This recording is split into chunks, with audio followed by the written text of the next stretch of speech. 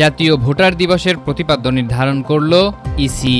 আগামী ২রা মার্চ অনুষ্ঠিত হতে যাচ্ছে ৮ম জাতীয় ভোটার দিবস ২০২৬।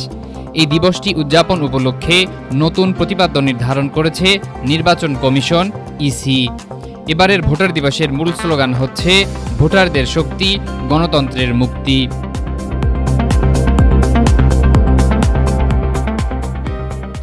আজ মঙ্গলবার নির্বাচন কমিশনের নির্বাচন সহায়তা ২ শাখার সিনিয়র সহকারী সচিব মোহাম্মদ নাসির উদ্দিন চৌধুরী স্বাক্ষরিত এক অফিস আদেশের মাধ্যমে এ তথ্য জানানো হয়।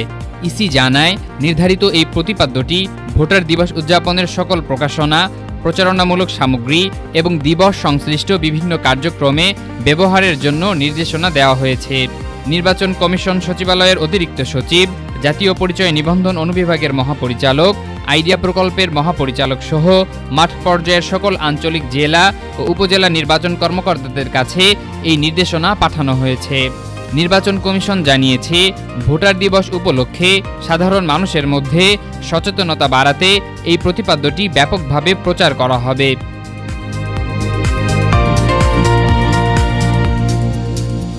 বিশেষ করে তরুণ ভোটারদের উদ্বুদ্ধ করতে ওয়েবসাইট, সামাজিক যোগাযোগ মাধ্যম এবং মাঠ পর্যায়ের কার্যালয়গুলোতে ব্যানার ও ফেস্টুনের মাধ্যমে এটি তুলে ধরা হবে। উল্লেখ্য, প্রতি বছর ২রা মার্চ বাংলাদেশে জাতীয় ভোটার দিবস পালিত হয়। ভোটার তালিকা হালনাগাদ ও সাধারণ নাগরিকদের ভোটাধিকার সম্পর্কে সচেতন করতেই মূলত এই দিবসটি পালনের উদ্যোগ নেওয়া হয়।